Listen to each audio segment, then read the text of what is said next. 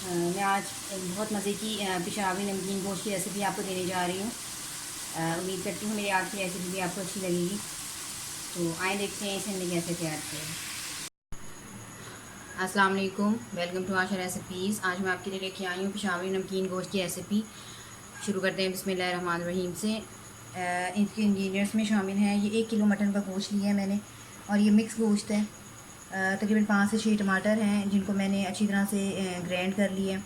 आप चाहें तो मोटे मोटे टमाटर काट सकते हैं। इसके मसालों में बहुत कम इंग्रेडिएंट्स शामिल हैं। ये 2 टेबलस्पून मैंने भुना कुटा ज़ीरा और भुना कुटा धनिया लिया है। 1 टेबलस्पून इसमें मैं नमक डाल रही हूँ। 1 टेबलस्पून इसमें काली मिर्च यूज़ करूँगी और 1 टेबलस्पून इसमें मैं ज़ीरा यूज़ कर रही हूँ साबुत।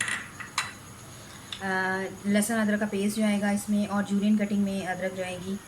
इसके अलावा धनिया, हरी मिर्चें, इसमें ज़्यादा हरी मिर्च का यूज़ होता है पेशावरी नमकीन गोश्त में। तो शुरू करते हैं बिस्मिल्लाहिर्रहमानिर्रहीम से। लहसुन अदरक हमने डाल दिया ऑयल में, इसको सोटे कर लें। लहसुन अदरक को थोड़ा सा फ्राई करें।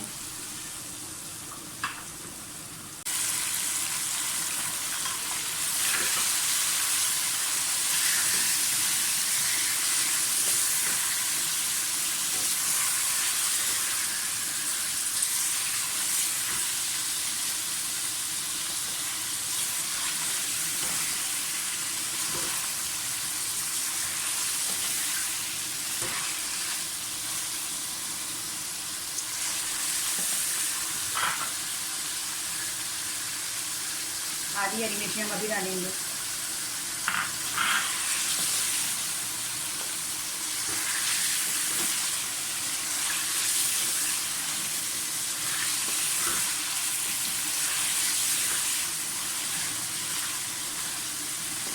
इसको इस हद तक फ्राई करेंगे आपको गोश्त जो है उसका कलर चेंज हो जाए। और साथ ही इसमें सारे मसाले डाल दें।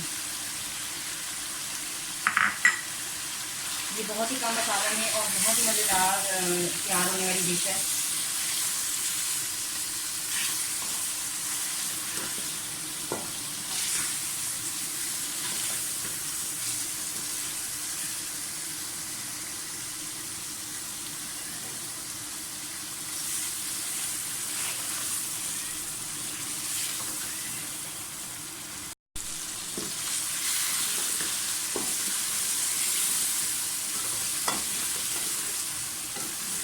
गोश्त हमारा अच्छी तरह से फ्राई हो गया। अब इसमें थोड़े थोड़े करके टमाटर डालना शुरू करें।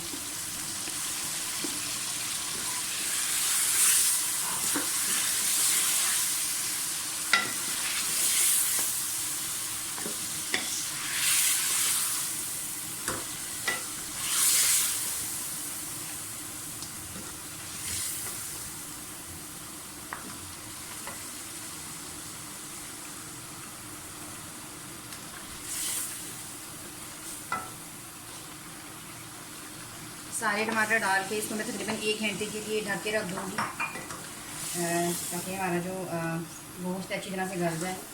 आप चाहें तो प्रेशर कुकर में भी बना सकते हैं अगर आप जल्दी बनाना चाहते हैं।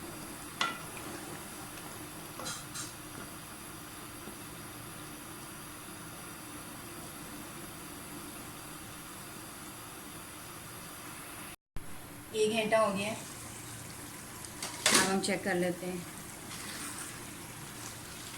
मैं बीच में से इसे चेक करती रही हूँ। अब अच्छी तरह से हमारा मटन जो है वो गल गया।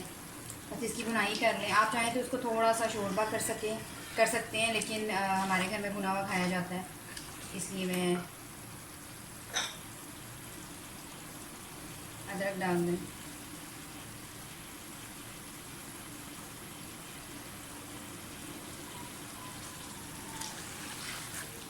एंड इसमें थोड़ी सी काली मिर्च मैं और डालूँगी।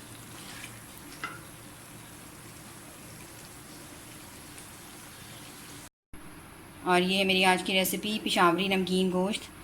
उम्मीद करती हूँ मेरी आज की रेसिपी भी आपको पसंद आई होगी। अगर आपको मेरी रेसिपीज़ पसंद आ रही हैं तो प्लीज़ मेरे चैनल आशा रेसिपीज़ को सब्सक्राइब कीजिए, लाइक कीजिए, शेयर कीजिए और बेल का बटन दबाइए ताकि मेरी हर आने वाली नई रेसिपी फ़ौरी आप तक पहुँचे। अगली रेसिपी तक के लिए अल्लाह हाफ़िज़।